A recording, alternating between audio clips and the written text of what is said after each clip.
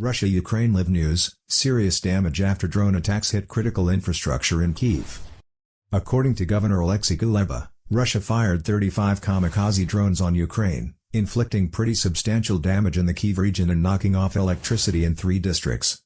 Russian President Vladimir Putin is scheduled to visit Belarus on Monday, fueling Ukrainian concerns that he wants to persuade his ally to take part in a fresh offensive. Russian drones also reportedly attacked Kyiv in the latest assault on vital infrastructure, according to Ukrainian officials. Belarus permitted its territory to be used as a launch pad for Moscow's invasion of neighboring Ukraine but has not joined the battle directly. Protecting our border, both with Russia and with Belarus, is our continuous priority, Ukrainian President Volodymyr Zelensky said during a meeting of Ukraine's senior military command on Sunday. We're planning for every imaginable defense situation. Putin flies to Belarus for his first visit in 3.5 years, with the Kremlin billing it as a wide working tour and discussions with Belarusian President Alexander Lukashenko. Lukashenko has stated repeatedly that he has no intention of deploying soldiers into Ukraine. But Ukrainian authorities have warned for months that Belarus might again serve as a base for a ground strike on Kyiv. Russian troops that arrived in Belarus in October would engage in battalion tactical drills, according to the Russian Interfax news agency, citing the Russian military ministry. It was unclear when and where the latest series of recent drills will occur in Belarus. According to Kyiv's mayor, there were likely no fatalities or casualties from the attack on the capital, and doctors were on duty at the locations of the attacks in the Solomyyansky and Shevchenkivsky districts. As a result of the attack on the capital, important infrastructure facilities were destroyed, Mayor Vitaly Klitschko stated on the Telegram messaging service. Zelensky called on Western nations again on Sunday to strengthen Ukraine's air defenses following weeks of Russian air assaults on the energy network in sub-zero conditions.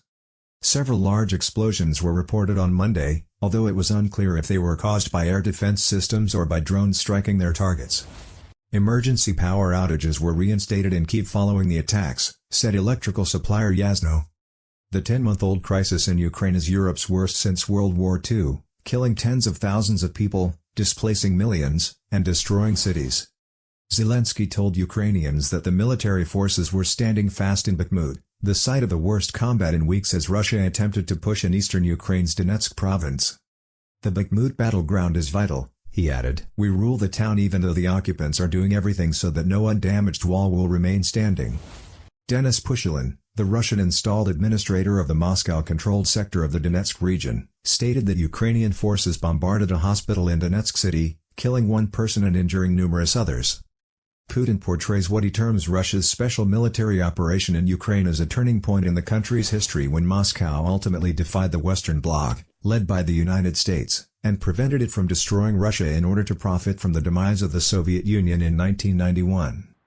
Putin, according to Kyiv and the West, lacks legitimacy for what they have criticized as an imperial-style conflict that has given Russia authority over about 1/5 of Ukraine.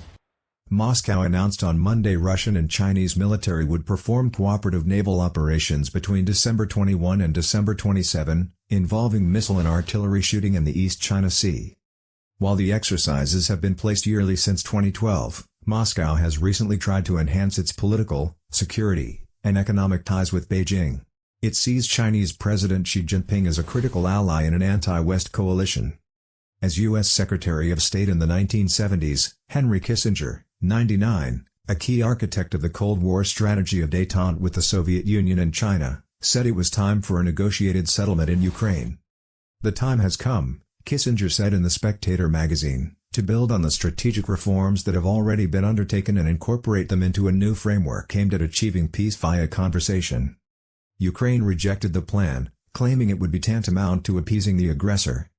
For more information, please subscribe to my channel.